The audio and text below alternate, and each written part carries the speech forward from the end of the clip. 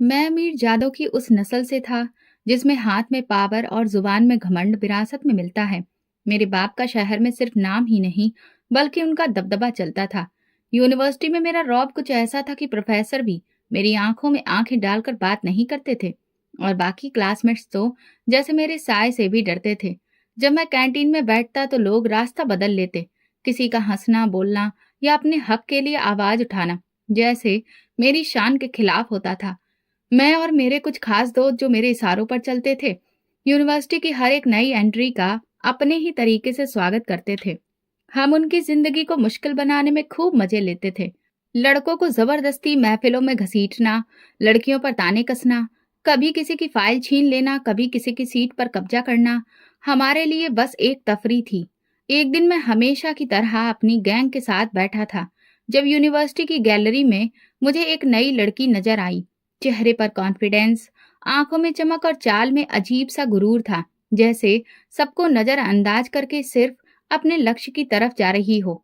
मेरे दोस्त ने तभी आवाज में कहा, विक्रम भाई लगता है नया शिकार आया है। मैंने गर्दन घुमाकर देखा और हंसा। बहुत दिन हो गए किसी को सही ठिकाने लगाए हुए, आज कुछ तफरी हो जाए। मुझे पता चला कि उसका नाम अदिति है, शहर के एक मिडिल क्लास परिवार की बेटी। सुनने में आया कि वो अपने पिछले कॉलेज में टॉपर रही है, मेधावी थी और चंचल भी। मुझे इस तरह के लोग हमेशा चैलेंज जैसे लगते थे और मैंने फिर खुद से वादा किया कि इस लड़की को झुकना है, वो भी सबके सामने।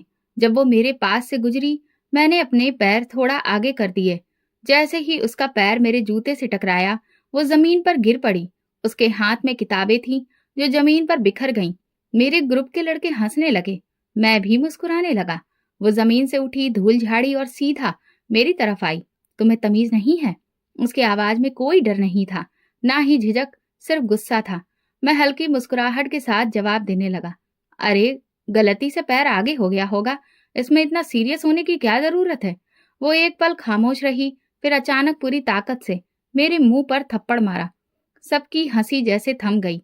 मेरा चेहरा जलने लगा, लेकिन दिल में जो आग लगी वो उस थप्पड़ से कहीं ज्यादा खतरनाक थी। फिर उसने अपनी पानी की बोतल खोली और मेरे सिर पर उड़ेल दी। दिमाग में जो गर्मी भरी है, ये उसे शांत करने के लिए है। अब तुम्हें अच्छे से याद रहेगा कि लड़कियों को कमजोर समझने की सजा क्या होती है, उसने बुलंद आवाज में कहा। यूनिवर्सिटी के काफी सारे लोगों की भीड़ हमारे आसपास जमा हो गई थी। किसी की भी कुछ कहने की हिम्मत नहीं हुई। सब लोग देख रहे थे। मेरी आंखें अदिति पर जमी थीं, जिसके चेहरे पर सुकून था। वो चली गई, लेकिन अपनी जीत का ऐलान करके। मेरे दोस्त मुझे देख रहे थे, किसी को भी हंसी नहीं आ रही थी। मैं वहां पत्थर की तरह खड़ा रहा। मेरे अंदर जैसे कुछ टूट चुका था। मैं एक जिद्दी रही ज्यादा। मुझे कभी किसी ने इस तरह से बेइज्जत नहीं किया था, लेकिन ना जाने क्यों मुझे आज ऐसा लगा जैसे मैं हार गया हूं। उस लड़की ने मेरे घमंड को पैरों तले कुचल दिया, लेकिन मैंने उसी पल दिल में फैसला कर लिया था, ये लड़की मेरी बेइज्जती का कारण बनी है और मैं इसे माफ नहीं करूंगा। वो थप्पड़, पानी, उसका हर शब्द, सबका मैं हिसाब लूंगा। रात को जब मैं अपने कमरे में बैठा, सब कुछ बार बार आंखों के सामने घूम रहा था। अदिति का चेहरा, उसकी आंखें, उसका गुरूर। मुझे गुस्से से ज्यादा अब अजीब सा खिंचाव महसूस हो रहा था। मैं उसके बारे में सोचता जा रहा था और उसका बेखौफ होना मुझे बार बार याद आ रहा था। विक्रम, क्या हुआ? मेरे दोस्त ने पूछा। मैंने सिगरेट सुलगाकर कहा, ये किस्सा अभी खत्म नहीं हुआ है। ये लड़की समझती है कि वो मुझे हरा देगी। अब मैं उसे बताऊंगा कि विक्रम से पंगा लेने का अंजाम क्या होता है। मैं जानता था कि वो चुप बैठने वाली नहीं, यूनिवर्सिटी को इकट्ठा करेगी, मेरे खिलाफ आवाज उठाएगी। लेकिन यही सब तो मैं चाहता था।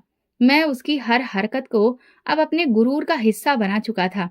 मुझे उस दिन पहली बार मजा आया जब किसी ने बराबरी में मुझे टक्कर दी, और शायद पहली बार किसी की आंखों ने मुझे आईना दिखाया था।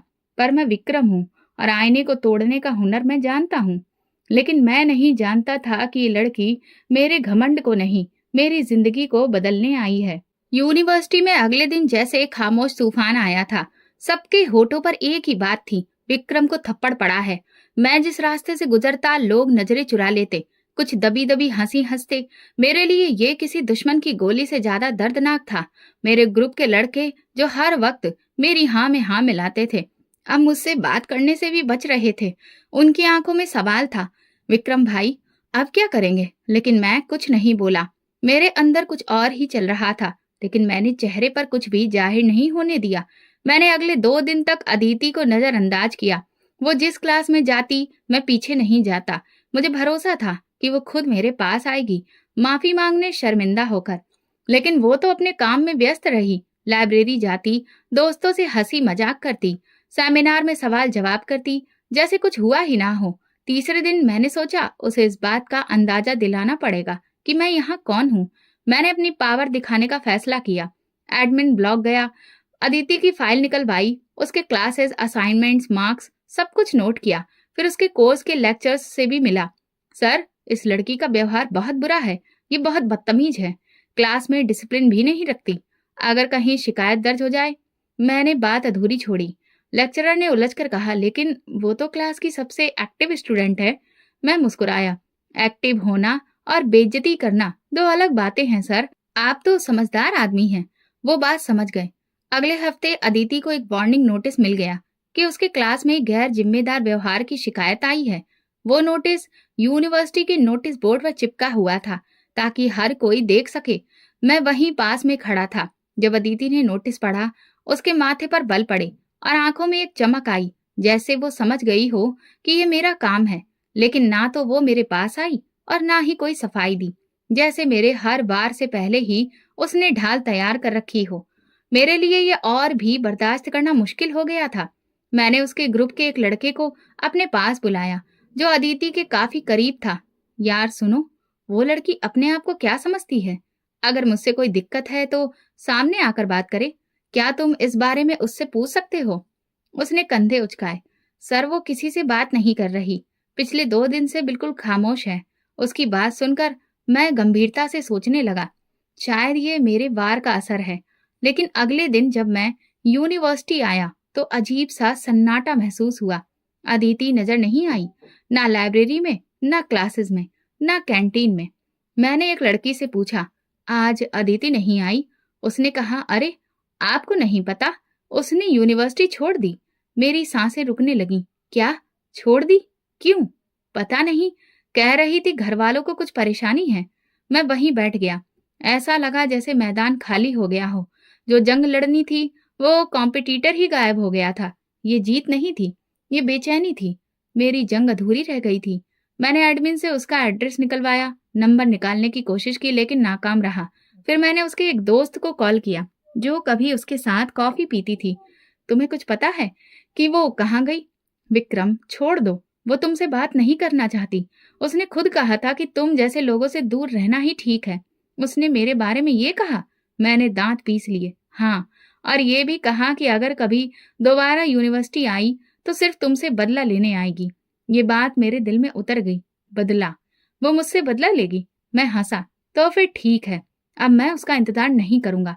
मैं खुद उसे ढूंढूंगा। उस रात मैंने देर तक अपने कमरे की छत को घूरा और सोचा, ये लड़की अब सिर्फ मेरे गुरूर का सवाल नहीं रही थी, ये मेरी जिद बन चुकी थी। अगर वो समझती है कि वो बचकर निकल गई, तो वो मुझे नहीं जानती। विक्रम जो बात ठान लेता है, वो पूरी करके ही छोड़ता है। और मेरा इरादा अब पक्का हो चुका था। मैं उसे ढूंढ निकालूंगा, उसकी जिंदगी में वापस जाऊंगा और वही दर्द दूंगा जो उसने मेरे गुरूर को दिया था। कई दिन गुजर चुके थे, लेकिन अदिति का ख्याल मेरे मन से निकलने का नाम नहीं ले रहा था। ना वो मेरे सामने थी, ना मेरी पहुंच में, लेकिन उसकी गैर मौजूदगी मेरे आसपास महसूस होती थी। यूनिवर्सिटी की बिल्डिंग अब मेरे लिए सिर्फ एक जंग नहीं रही थी, ये अधूरी कहानी का हिस्सा बन चुकी थी। और मैं वो किरदार बन चुका था जो अपनी अगली लाइन भूल चुका हो। एक दिन मैंने फैसला किया कि इस बेचैनी को खत्म करने के लिए मुझे उसे ढूंढना होगा। मैं सबसे पहले उसकी क्लासमेट माही से बात करने गया। माही, मुझे अदिति का पता चाहिए। वो अचानक चली गई, उसकी कोई खबर नहीं। माही ने मुझे शक भरी नजरों से देखा। अब तुम्हें उसकी क्यों फिक्र हो रही है? तुमने ही तो उसकी जिंदगी में तूफान खड़ा किया था। मैंने संजीदगी से कहा, बस कुछ जानना है, एक बार मिलना है। कुछ पलों की खामोशी के बाद वो बोली, शहर के पुराने हिस्से में वो रहती है, गली नंबर 7। ये सुनकर मैं सीधा गाड़ी निकालकर उस एरिया में चला गया। वहां की तंग गलियां, छोटे छोटे मकान और एक साधारण सी जिंदगी मुझे आश्चर्य में डाल गई। मैं अब तक जो दुनिया देख चुका था वो उससे बिल्कुल अलग थी। मैंने दिए गए पते पर जाकर एक बूढ़ी औरत से पूछा, आंटी, ये अदिति का घर है?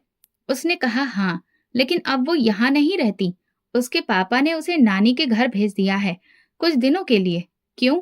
मैंने पूछा। बूढ़ी औरत ने कंधे झुका दिए। पता नहीं, कोई बात हुई थी यूनिवर्सिटी में। उसके बाद वो काफी परेशान हो गई थी। मैं वापस गाड़ी में बैठ गया, लेकिन मन में कई सवाल घूमने लगे। क्या वो सच में सिर्फ नानी के घर गई है, या घर वालों ने उसे कहीं और भेज दिया है? क्या वो अभी मुझसे नफरत करती है, या शायद कोई और बात है? अगले दिन मैंने अपने जानने वाले रिपोर्टर दोस्त से बात की। मुझे एक लड़की के बारे में जानकारी चाहिए। उसका नाम अदिति है, पिता का नाम मनोज तिवारी। फिर मैंने अदिति का एड्रेस उसे बताया। देखो तुम क्या कर सकते हो। 2 दिन बाद उसने मुझे एक पर्ची पर कुछ लिख कर दिया। ये उसका नया एड्रेस है। और एक बात और, उसकी शादी की बात चल रही है। मेरा हाथ वो पर्ची पकड़ते ही रुक गया। क्या मतलब? शादी की बात? हाँ, उसके पापा के बचपन के दोस्त के बेटे के साथ उसकी मंगनी हो चुकी है। अब शायद शादी होने वाली है। मैं चुप हो गया, जैसे अचानक दिल के अंदर कोई दरार पड़ गई हो। ये जिद थी, मोहब्बत, या सिर्फ हारने का डर? मैं खुद भी नहीं जानता था। बस ये जानता था कि वो किसी और की ना हो। मैंने फैसला किया कि एक बार फिर उसे मिलूंगा। उसके मोहल्ले में गया, दरवाजे पर दस्तक दी। दरवाजा खुला। सामने एक ठीक ठाक उम्र की औरत थी।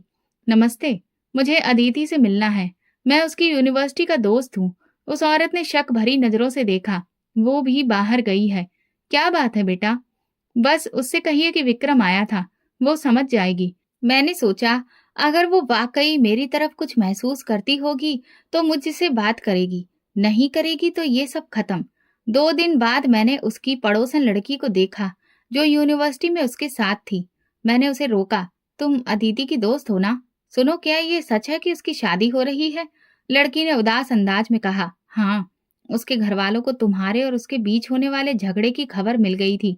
वे बहुत नाराज हुए। उन लोगों की सोच तुम्हारे जैसी नहीं है। वे इज्जत बचाने के चक्कर में उसकी शादी जल्दी कर रहे हैं। लेकिन जिससे शादी हो रही है, वो लड़का क्या अदिति से प्यार करता है? प्यार का तो मुझे नहीं पता, लेकिन अदिति को वो बिल्कुल पसंद नहीं। और ये रिश्ता सिर्फ परिवार के दबाव में हो रहा है। मैं सुन्न हो गया, जैसे मेरे कदमों के नीचे से जमीन निकल गई हो। अदिति को जो दुख मैंने दिया, शायद वो उसकी जिंदगी की सबसे बड़ी सजा बनने जा रही थी। शादी की खबर सुनने के बाद मैं सुकून से नहीं बैठ सका। हर घंटा मुझे बेचैन करता, जैसे वक्त मेरे खिलाफ दौड़ रहा हो। मैंने घर में बताया कि मुझे अदिति से शादी करनी है। मेरे पापा ने पहली बार मेरी बात पर मजाक बनाया। तुम एक मिडिल क्लास लड़की से शादी करोगे? विक्रम, ये जिद है या कोई और वजह? मैंने कहा, यह मेरे दिल की बात है। मैं उससे शादी करना चाहता हूँ। पापा ने गुस्से से अखबार मेज पर दे मारा। तुम्हें हो क्या गया है? हमारी इज्जत, हमारा डर, रुतबा, सब छोड़कर तुम एक लड़की के पीछे पागल हो गए हो? मैं अपने कमरे में चला गया। मुझे अंदाजा था कि यह आसान नहीं होगा, लेकिन मैं पीछे हटने वाला नहीं था। अगले दिन मैंने अदिति के मोहल्ले का रुख किया। गली के नुक्कड़ पर वही पड़ोसन लड़की मिली। मैंने उसे रोका। बस एक मैसेज देना है। अदिति से कहो मुझे एक बार मिले।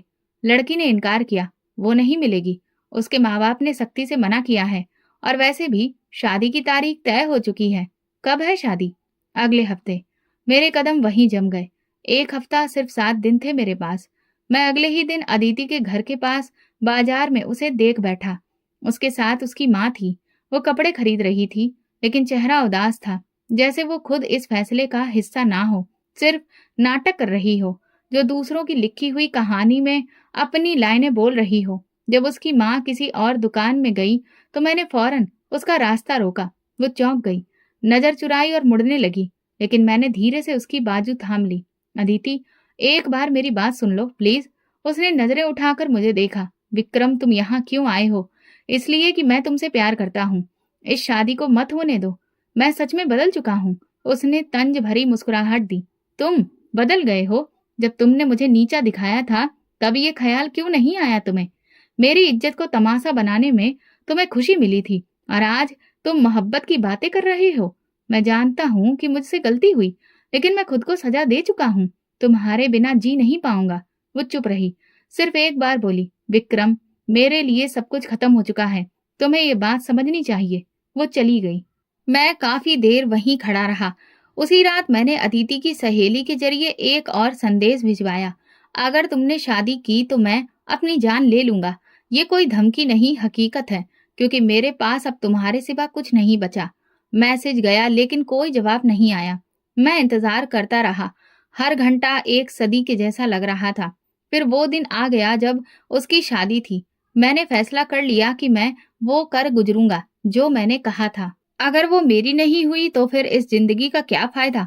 मैंने अलमारी से नींद की गोलियां निकाली, एक पानी की बोतल और दरवाजा बंद करके सब खाली कर दिया। जो मेरी बहन में जैसे ही कमरे में आई तो मैं फर्श पर बेहोश पड़ा था। अस्पताल ले जाया गया।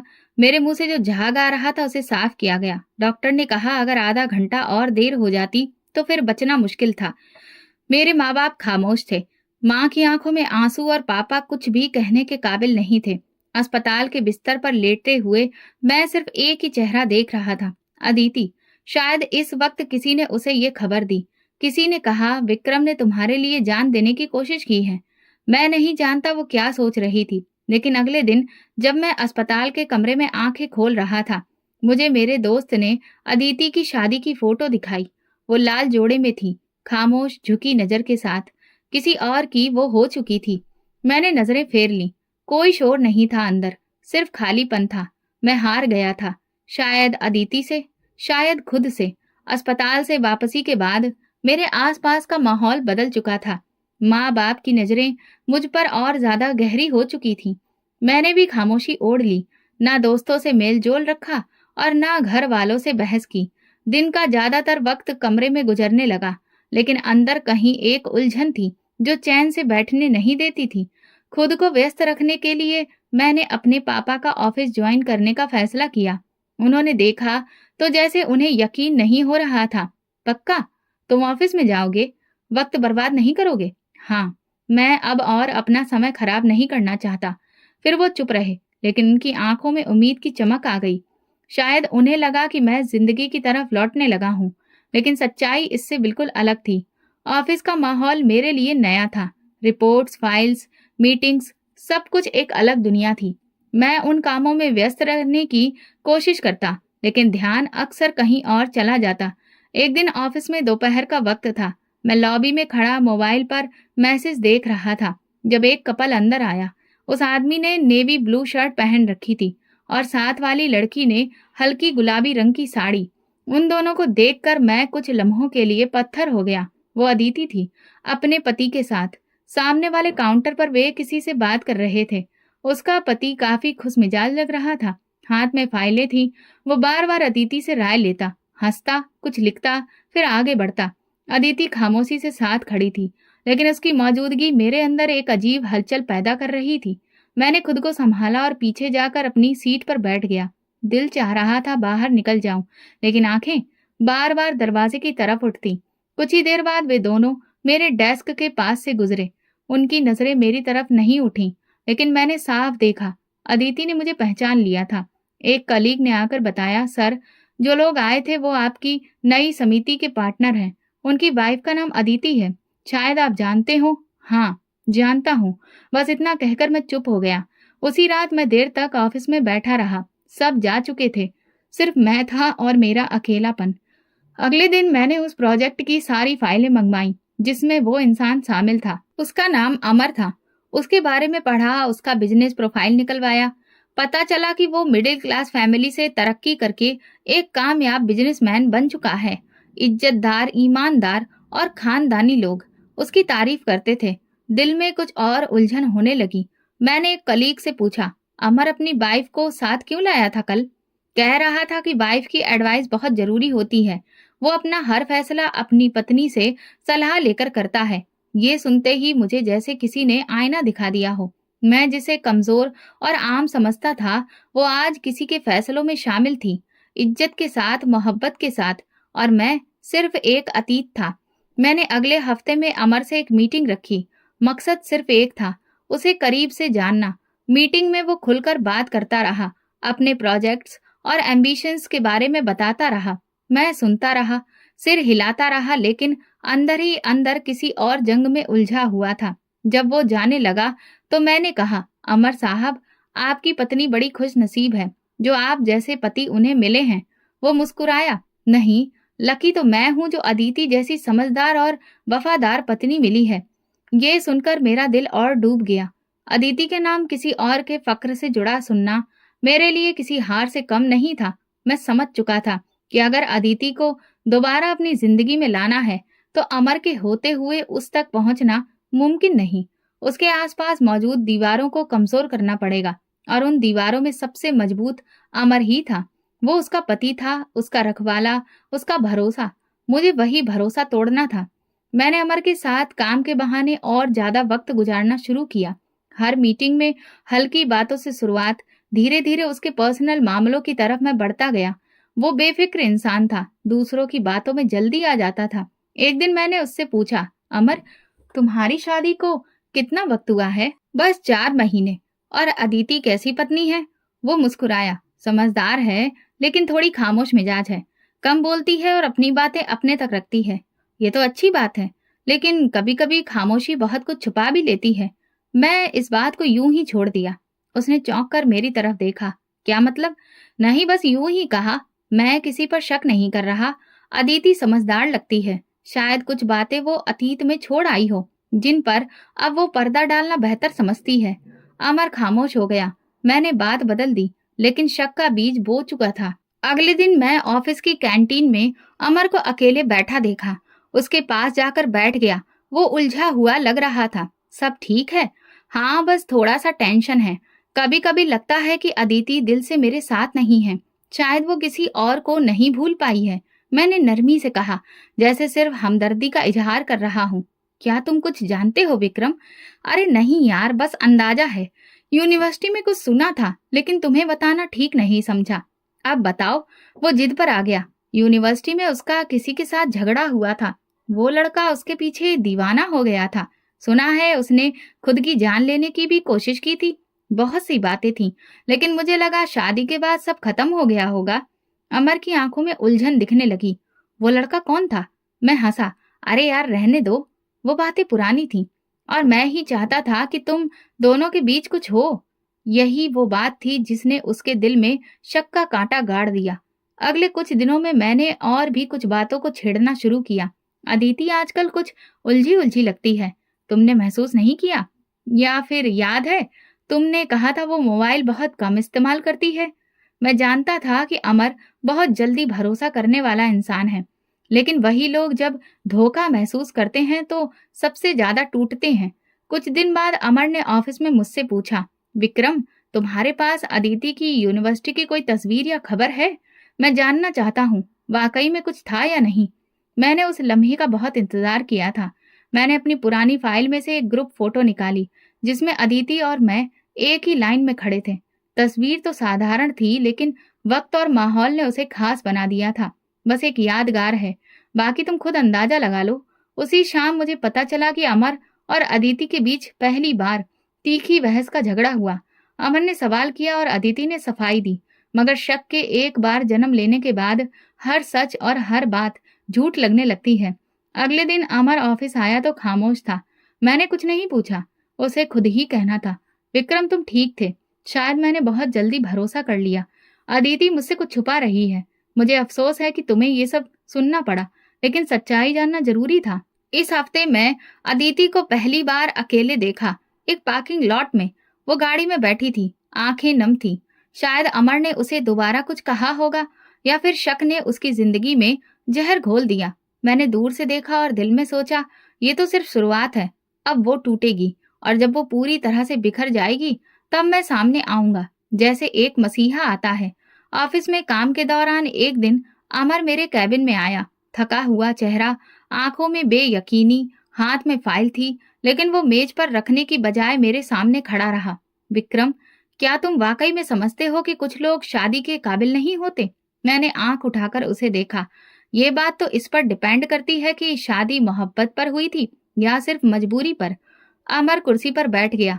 वो चुप रहा, फिर बोला, मैंने उसे तलाक दे दिया है। मेरे दिल में जैसे एक लहर सी दौड़ गई। मैं बड़ी मुश्किल से अपनी मुस्कुराहट को रोक पाया और फिर बड़े ही संजीदगी लाते हुए लहजे में बोला, मुझे लगता है तुमने सोच समझकर फैसला किया होगा। हाँ, बहुत सोचा। तुम्हारे बताए कुछ इशारे और अपनी शर्तों, उन सब ने हमें एक ऐसी हद तक पहुंचा दिया जहां वापसी मुमकिन नहीं रही। अदिति के व्यवहार में हमेशा एक दूरी थी।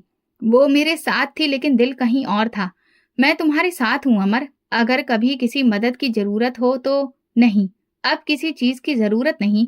मैंने फैसला कर लिया है। अमर उठकर चला गया और मेरे मन में सिर्फ एक आवाज गूंजी, अदिति अब आजाद है। मैं जानता था अब वक्त बर्बाद नहीं करना चाहिए। वो पल आ चुका था जिसका मैं महीनों से इंतजार कर रहा था। एक बार फिर मैंने पापा के सामने बात छेड़ी, पापा मुझे अदिति से शादी करनी है। इस बार वो तलाकशुदा है, लेकिन मैं उसे अपना नाम देना चाहता हूँ। पापा ने मेज पर जोर से हाथ मारा। तुम्हें हो क्या गया है विक्रम? पहले भी रोका था और अब तो वो तलाकशुदा है। क्या दुनिया में लड़कियां खत्म हो गई हैं? दुनिया जो भी कहे, मुझे कोई परवाह नहीं। आप सिर्फ इतना समझिए कि ये मेरी जिंदगी का सवाल है। माँ भी कमरे में आ गई। विक्रम बेटा, लोग क्या कहेंगे? हमारी हैसियत, इज्जत। अगर आपको मेरी जिंदगी की फिक्र है तो बस एक बार मेरा साथ दे दीजिए। मैं किसी से नजर नहीं चुराऊंगा। खुलेआम सबके सामने शादी करना चाहता हूँ। उन दोनों की खामोशी अब मेरे हक में आ चुकी थी। आखिरकार जब मैंने 3 दिन तक खाना छोड़ रखा और उनके सामने बोलना बंद कर दिया तो पापा ने एक शाम कहा, ठीक है, रिश्ता लेकर चलते हैं, लेकिन याद रखना, अब की बार अगर कोई गलती हुई तो हम तुम्हें कभी माफ नहीं करेंगे। मैंने इस बात पर सिर हिलाया। मुझे किसी माफी की जरूरत नहीं थी, क्योंकि ये सब मेरे प्लान का ही हिस्सा था। 2 दिन बाद हम अदिति के घर गए। दरवाजा उसकी माँ ने खोला। पापा ने कुछ औपचारिक बातें की और फिर कहा, हम रिश्ता लेकर आए हैं। हमारे बेटे को आपकी बेटी से शादी करनी है। उसके पापा कुछ देर चुप रहे, फिर बोले, हमें हैरत है, पहले भी यही लड़का था जिसकी वजह से हमारी बेटी बदनाम हुई और अब वही शादी भी करना चाहता है। पापा ने तुरंत जवाब दिया, इस बार हम खुद आए हैं और आपको इज्जत से बेटी का हक देना चाहते हैं। उनके चेहरे पर नरमी आ गई। अदिति खुद क्या चाहती है? कमरे के कोने में बैठी अदिति चुपचाप सब कुछ सुन रही थी। उसे बुलाया गया। वो सामने आई, सिर झुकाए हुए, धीरे से बोली, अगर पापा तैयार हैं तो मुझे कोई ऐतराज नहीं है। ये शब्द मेरी जीत का डंका बजा रहे थे। मैं जानता था उसकी हाँ में सच्चाई नहीं थी, शायद थकान थी, लेकिन मुझे उसकी थकान से कोई मतलब नहीं था। मुझे तो बस शादी करनी थी। वापसी पर पापा खामोश गाड़ी में बैठे हुए थे। फिर बोले, विक्रम, हमने तुम्हारी जिद मान ली। अब ये रिश्ता इज्जत से निभाने की कोशिश करना। उस रात मैंने अदिति को मैसेज किया, शादी से पहले का पहला मैसेज, तुम्हारे बगैर जीना मुश्किल लगता है। तुम्हारी खामोशी ने मुझे जिता दिया। बस थोड़ा और सब्र, तुम अब मेरी होने वाली हो। उसने जवाब नहीं दिया, लेकिन मुझे उसकी खामोशी का मतलब पता था। हमारी मंगनी बहुत सादगी से हुई, ना कोई शोर, ना कोई रस्मों की भरमार। दोनों घरों में खामोशी का समा था, जैसे सब जानते हो कि ये रिश्ता खुशी से नहीं, हालात से जुड़ा है। लेकिन मेरे लिए ये खामोशी सबसे बड़ी कामयाबी थी। मैंने वो मुकाम पा लिया था जहां से अपनी अगली चाल बहुत आसानी से चली जा सकती थी। मंगनी के अगले दिन ही मैंने अदिति को मैसेज किया, कभी सोचा भी नहीं था कि तुम मेरी जिंदगी में इस तरह वापस आओगी। अब की बार सब कुछ ठीक होगा। जवाब 2 दिन बाद आया, बस प्रार्थना है कि जो कुछ हुआ उससे आगे बेहतर हो। अब मैं अपने आप को बहुत सच्चा और नरम दिल दिखाने लगा। हर रोज सुबह टाइम से मैसेज, शाम को हालचाल, किताबों की तस्वीरें, फिल्मों की बातें। मैंने हर तरीका अपनाया जो किसी मोहब्बत करने वाले मर्द का हो सकता है। एक दिन मैंने पूछा, तुम्हें मेरी बातों से उलझन तो नहीं होती? अदिति ने कहा, नहीं, बस कुछ वक्त लगेगा सब कुछ नॉर्मल होने में। मैं जानता था वक्त ही तो मेरे पास था और इस वक्त को मैं अपने फायदे में इस्तेमाल करना चाहता था। 2 हफ्ते बाद मैंने पहली बार उसे कॉल की। अदिति, कभी लगा क्या हम एक दूसरे से इस तरह से बात करेंगे?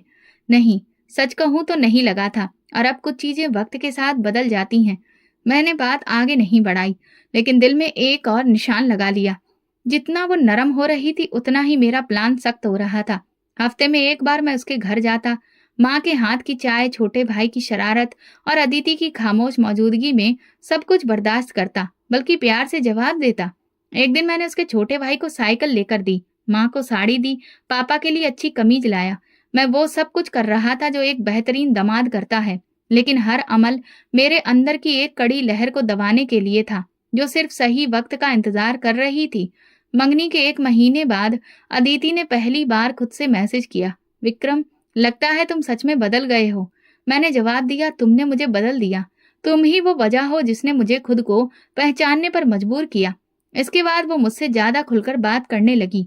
कभी पुरानी तस्वीर, कभी यूनिवर्सिटी की यादें, कभी सवाल कि क्या वाकई तुमने मेरी खातिर वो सब किया था। मैं हर बार सच्चाई के रंग में खुद को लपेटता और वो हर बार बेखबर भरोसा करती रही। एक दिन शाम को फोन पर उसकी आवाज हल्की सी कांप रही थी, विक्रम, मुझे लगता है मैं तुमसे फिर से प्यार करने लगी हूँ, और इस बार शायद पहले से ज्यादा। मैंने आंखें बंद करके गहरी सांस ली। मुझे तुम पर हमेशा से भरोसा था। फोन बंद हुआ और मैं देर तक छत की तरफ देखता रहा। वो जाल जो मैंने बिछाया था अब पूरा हो चुका था। शिकार उसमें पूरी तरह उलझ चुका था। अगले दिन मैंने अपने पुराने दोस्त से मुलाकात की, जो मेरी हर बात जानता था। उसे सब कुछ बताया। अब तो वो पूरी तरह से मेरे काबू में है। बस शादी की तारीख तय हो जाए, फिर वही होगा जो बरसों पहले होना चाहिए था। दोस्त ने हंसते हुए कहा, कमाल है विक्रम, तुमने तो दिल ही तोड़ दिया। नहीं, अभी दिल नहीं टूटा। अभी तो सिर्फ मोहब्बत का खोल चढ़ाया है। दिल तो उस दिन तोड़ूंगा जब वो सोचेगी कि वो सच में खुश है, और मैं उससे वो सब छीन लूंगा। मेरी हर मुस्कुराहट, हर वादा, हर मोहब्बत भरा जुमला सब धोखा था। वो धोखा जो मैंने अपने गुरूर को खुश करने के लिए रचाया था। अदिति पूरी तरह से मेरे कंट्रोल में थी। वो जो कभी मेरे खिलाफ सबके सामने खड़ी थी, अब मेरी एक कॉल पर मुस्कुरा देती थी। शादी का प्रोग्राम बिल्कुल साधारण था। ऐसा लग रहा था जैसे सबने एक दिशा पकड़ ली हो, लेकिन मेरे अंदर एक और ही तरह की सुकून की लहर दौड़ रही थी। वो सुकून जो किसी आज के मुहाने पर खड़े होकर मिलता है, वो आग जैसे मैं बरसों से पाल रहा था। शादी के वक्त मैं बहुत खुश था, जिसे दूसरे शायद मेरी किसी और खुशी की वजह समझ रहे थे, लेकिन मेरे लिए ये किसी पुरानी दुश्मनी की जीत का ऐलान था। रात गए अदिति मेरे कमरे में आई। दुल्हन का लिबास, माथे पर छोटी सी बिंदी, हाथ में चूड़ियों की खनक, सब कुछ वैसा ही था जैसे किसी फिल्म का नजारा होता है। लेकिन मेरी कहानी की स्क्रिप्ट कुछ और ही लिखी जा चुकी थी। मैं बेड पर टेक लगाए बैठा था। जैसे ही वो पास आकर बैठने लगी, मैं सीधा होकर बैठ गया। तुम्हें लग रहा होगा कि तुमने सही फैसला किया है, मैंने उसकी तरफ देखे बिना कहा। वो चौंकी, लेकिन फिर खुद को संभाल कर बोली, मैंने सिर्फ वक्त के फैसले को अपना लिया है। वक्त नहीं, तुमने मेरी मर्जी को ठुकराया है, और आज मैं तुम्हें वो तोहफा देने वाला हूँ जो शायद किसी पति ने अपनी पत्नी को ना दिया हो। उसके चेहरे पर सवाल था। क्या मतलब? मैं हंसते हुए बोला, मुंह दिखाई का तोहफा जो तुम्हें सुबह मिलेगा और तुम हैरान रह जाओगी। वो कुछ कहने लगी, लेकिन मैंने जेब से एक नेकलेस निकाला और उसके गले में डालने की कोशिश की, फिर एक झटके से खींच लिया। वो लड़खड़ा गई, आंखों में दर्द के आंसू भर आए। ये कैसा मजाक है? उसने रोते हुए पूछा। ये मजाक नहीं, ये तो शुरुआत है। तुम्हें याद है, तुमने सबके सामने मुझे बेइज्जत किया था।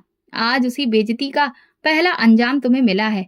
वो पीछे हटने लगी, लेकिन मैंने उसका हाथ मजबूती से पकड़ लिया। यहाँ से बाहर जाने के बारे में सोचना भी मत।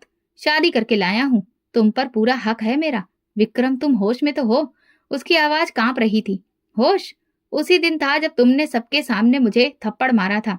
अब मेरा वक्त है। तुमने मेरे गुरूर को तोड़ा था, अब तुम्हें टूटना पड़ेगा। वो कोशिश करती रही खुद को छुड़वाने की, लेकिन मैंने कमरे का दरवाजा बंद कर दिया।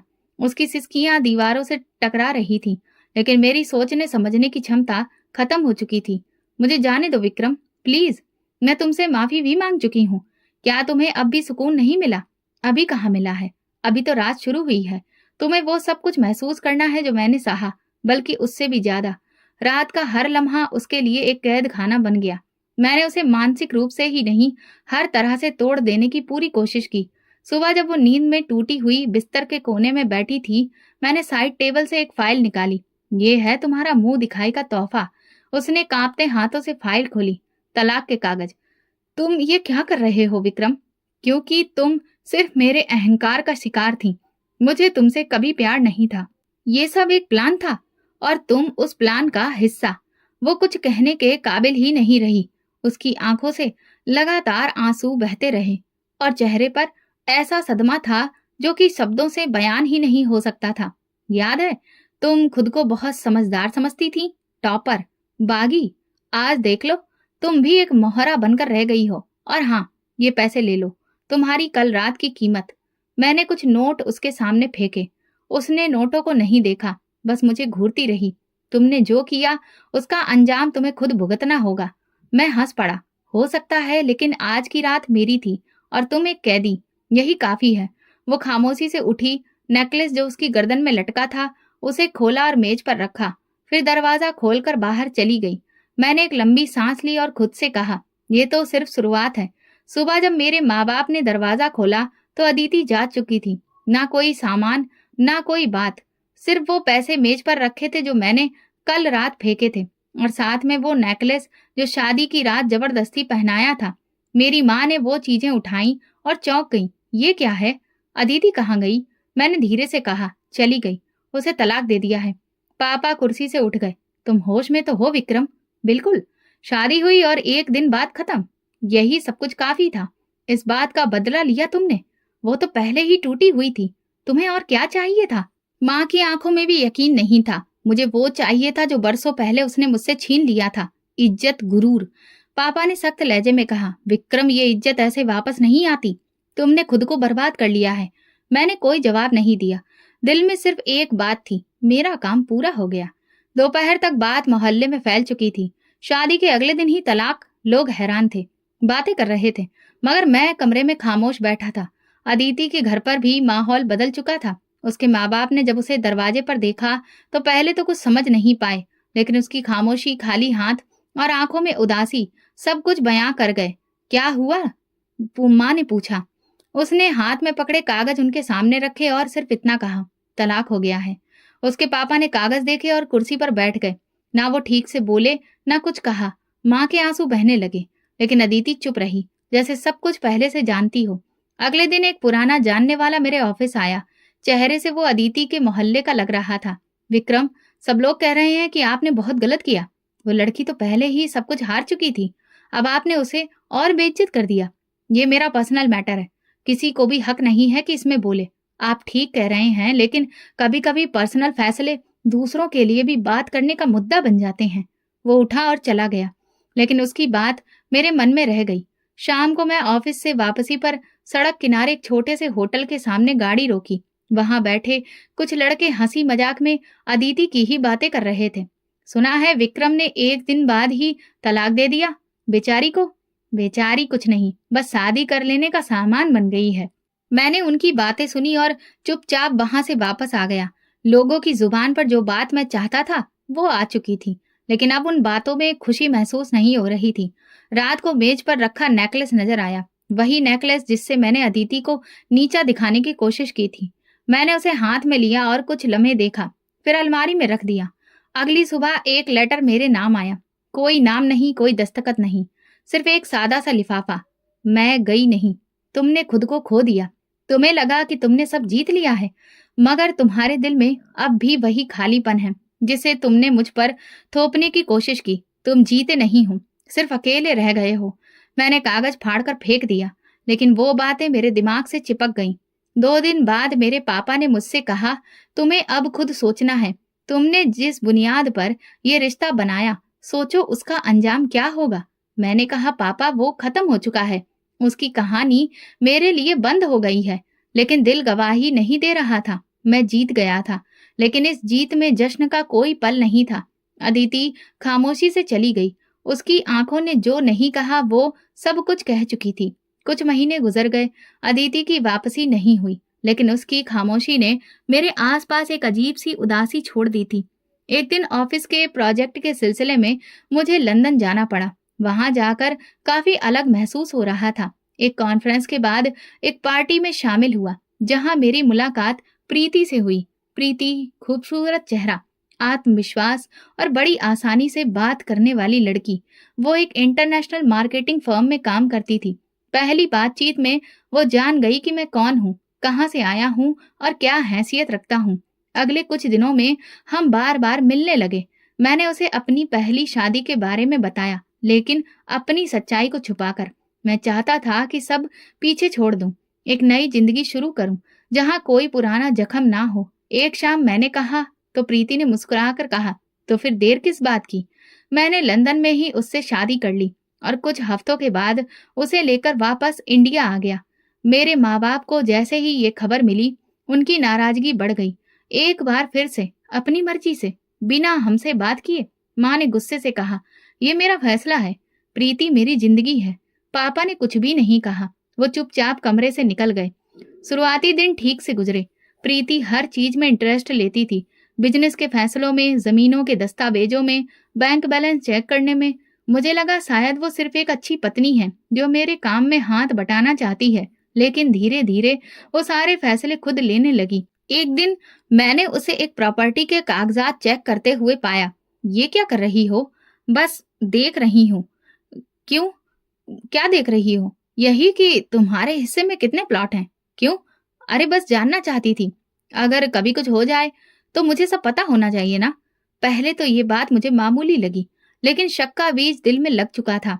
कुछ दिन बाद मैंने महसूस किया कि मेरे साइन किए बिना कुछ कागजों पर कार्रवाई हो रही है। मैंने अपने वकील को बुलाया और जांच करवाई। तब पता चला कि प्रीति ने मुझसे चालाकी से कई कागजों पर साइन करवा लिए थे, जिनके जरिए उसने मेरे नाम की कई प्रॉपर्टीज अपने नाम पर करवा ली थी। मैं हैरान रह गया। एक दिन जब मैंने उसे सामने बिठाकर पूछा तो वो बिल्कुल भी नहीं घबराई। विक्रम, तुम वही आदमी हो जिसने एक औरत को सिर्फ तमाशा बनाकर छोड़ा था। तुम्हें क्या लगा कि मुझे कुछ पता नहीं चलेगा? तुम्हें लगता है औरतें सिर्फ सहने के लिए होती हैं? ये बदला है। तुमने मुझसे सिर्फ शादी अपने पैसों के लिए की। नहीं विक्रम, मैं तुमसे शादी तुम जैसे आदमी को उसके अंजाम तक पहुंचाने के लिए की थी। तुमने एक मासूम लड़की को बर्बाद किया। अब वक्त है तुम बर्बाद हो जाओ। वो उठकर कमरे से चली गई। मैं वहीं बैठा रहा, जैसे किसी ने कुर्सी खींच ली और मैं जमीन पर आ गिरा। अगले कुछ हफ्तों में जो कुछ हुआ वो शायद किसी बुरे सपने के जैसा था। प्रीति ने मेरे सारे बैंक अकाउंट्स खाली कर दिए, प्रॉपर्टी अपने नाम करवा ली और एक दिन बिना जानकारी के विदेश चली गई। घर में सिर्फ वो सामान बचा था जिसे बैंक कब्जे में लेने वाला था। मेरे माँ बाप इस सदमे को बर्दाश्त नहीं कर सके। पहले पापा अस्पताल पहुंचे, फिर माँ की तबीयत बिगड़ गई और एक ही महीने में दोनों दुनिया छोड़ गए। मैं उनका इकलौता बेटा था जिसने उनको हर बात की नजरअंदाज किया। अब अकेला उनकी अर्थी को कंधा दे रहा था। मैंने जिंदगी में पहली बार किसी मंदिर के बाहर बैठकर मांगना शुरू किया। हाथ फैलाना पड़ा और वही लोग जो कभी मेरी ताकत से डरते थे, अब तरस खाकर मुझे कुछ सिक्के थमाकर आगे बढ़ जाते। मैं उस बड़े मंदिर के दरबार के साए के कोने में रोज बैठता। मेरे सामने एक प्लास्टिक की खाली बोतल होती जिसमें लोग सिक्के या कभी कभार कोई नोट डाल देते। कभी 2 रोटी, कभी चावल की प्लेट। अब यही मेरी जिंदगी थी। कभी कभी लोग पहचान भी लेते थे। एक दिन एक बूढ़ा आदमी वहां आया और बोला, ये तो वही विक्रम है ना, उस अमीर आदमी का बेटा। इस दुनिया ने क्या दिन दिखा दिए हैं। मैंने कोई जवाब नहीं दिया। अब तो ये सब सुनने की आदत हो चुकी थी। एक दिन जब शाम की आरती हो चुकी थी और अंधेरा होने लगा था तो एक गाड़ी आकर रुकी, बहुत महंगी और शानदार। जैसे ही दरवाजा खुला एक आदमी उतरा, फिर दूसरी तरफ से एक औरत। मैंने पहले उस आदमी को देखा, फिर उसके साथ खड़ी औरत को। वो अदिति थी। मेरे हाथ में पकड़ी खाली बोतल जमीन पर गिर गई। कुछ सिक्के लुढ़क गए, लेकिन मेरी नजर सिर्फ एक चेहरे पर जमी रही। वो सुकून में लग रही थी, जैसे जिंदगी ने हर जख्म पर मरहम रख दिया हो। सर पर दुपट्टा, आंखों में खुशी, कदमों में कॉन्फिडेंस। उसका पति हाथ में शॉपिंग बैग्स लिए उसके साथ साथ चल रहा था, जैसे दुनिया की हर खुशी उस औरत के कदमों में रख देना चाहता हो। अदिति। मेरे होठों से खुद ब खुद ये नाम निकला, लेकिन आवाज उस तक नहीं पहुंच पाई। वो मंदिर के अंदर गई, पति के साथ प्रार्थना की, साथ में एक बच्चा भी था, और बाहर निकलकर गाड़ी में बैठने लगी। जाते वक्त उसने एक बार मेरी तरफ देखा। आंखें कुछ लम्हों के लिए ठहर गई, लेकिन चेहरे पर कोई भाव नहीं आया। फिर गाड़ी का दरवाजा बंद हुआ और वो चली गई। मैं देर तक वहीं बैठा रहा। ना तो हाथों में अब कोई सवाल था, ना दुआ, बस खालीपन था। अगले दिन मैंने किसी जानने वाले से पूछा, वो कौन था अदिति के साथ? अरे तुम्हें नहीं पता, वो बिजनेस टाइकून सिद्धार्थ मल्होत्रा है। 2 साल पहले अमेरिका से वापस आया। सुना है अदिति से शादी की है, बहुत प्यार करता है उससे। शादी कब हुई है? बस यही कोई साल भर पहले। और सुनो, अदिति खुद एक फाउंडेशन चला रही है, विधवा और गरीब लाचार औरतों के लिए। पूरे शहर में उसकी इज्जत है। मैंने सिर झुका लिया। फाउंडेशन? वही अदिति जो कभी मेरे बदले का निशाना बन गई थी, अब दूसरों के दुख बांट रही थी। वो जो मेरे जुल्म के बाद खामोशी से चली गई थी, आज सबकी आवाज बन गई थी। मैंने वो रात मंदिर के पीछे गुजारी, जहाँ रोशनी कम थी और सवाल ज्यादा। कई घंटे नींद नहीं आई। एक हफ्ता गुजर गया। मैं मंदिर के बाहर बैठा लोगों की प्रार्थनाएं और उनकी सिसकियां सुनता रहा, लेकिन खुद के लिए कोई भी दुआ नहीं की। फिर एक दिन वही गाड़ी फिर से आई। इस बार अदिति गाड़ी से उतरी। हाथ में कुछ लिफाफे थे, शायद दान देने के पैकेट। वो मेरे पास आई, कदमों में बैठी और धीरे से एक लिफाफा मेरी तरफ बढ़ाया। मैंने आंखों में हैरत लिए पूछा, ये क्यों? तुम्हें मुझ पर तरस आ गया है? नहीं विक्रम, वो बोली, ये तरस नहीं है, ये वही हिसाब है जो दुनिया करती है। तुमने जो बोया वही काटा, और मैं सिर्फ अपनी तरफ से अपना फर्ज निभाने आई हूँ। तुम जीत गई अदिति, तुमने सब कुछ पा लिया। नहीं, मैं सिर्फ वो सब वापस लेने आई हूँ जो तुमने मुझसे छीना था, इज्जत, खुददारी और सुकून। और वो मुझे मेरे भगवान ने लौटा दिया। और मैंने पूछा, तुम सिर्फ अपनी बद्दुआ का नतीजा हो। तुम्हारा अंजाम तुम्हारे कर्मों से जुड़ा है, किसी और से नहीं। उसने लिफाफा मेरे कदमों में रखा और बिना पलटे वहां से चली गई। मैंने वो लिफाफा नहीं खोला, बस वहीं पड़ा रहने दिया, जैसे कि वो मेरी हैसियत की निशानी हो। उस दिन के बाद मैंने लोगों से भीख मांगना भी छोड़ दिया। अब सिर्फ चुपचाप दीवार से टेक लगाकर बैठता और आने जाने वालों को देखता। जब कभी किसी औरत के हाथ में बच्चा देखता या कोई पति पत्नी एक दूसरे के लिए फूल लेते तो मेरी आंखें नम हो जाती, क्योंकि मैं जानता हूँ मैंने सब कुछ खो दिया, सिर्फ अपने गुरूर की भेंट चढ़ाकर। मेरी कहानी खत्म हो चुकी है, लेकिन अदिति की नहीं। उसका सफर जारी है। उसका नाम अब सम्मान से लिया जाता है, और मैं सिर्फ एक भूली बिसरी याद हूँ। एक ऐसा अंजाम जिसे लोग देखते हैं और सीखते हैं कि इंसान जब अपने रास्ते से हट जाता है तो अंजाम से वापस उसी जमीन पर लुढ़कता है जहां से वो उड़ान के सपने देखता था। ये कहानी हमें सिखाती है कि जुल्म, गुरूर और बदले का अंजाम हमेशा बर्बादी होता है। सच्चाई, सब्र और खामोशी ही हमें एक न एक दिन इंसाफ के रास्ते पर पहुंचा देती है। तो दोस्तों, अगर आपको हमारी कहानी पसंद आई हो तो कमेंट करके ज़रूर बताएं। वीडियो को लाइक करें और ज़्यादा से ज़्यादा शेयर करें। अगर आप चैनल पर नए हैं तो सब्सक्राइब जरूर करें और नोटिफिकेशन बेल दबाएं ताकि अगली अपडेट सबसे पहले आपको मिले। धन्यवाद।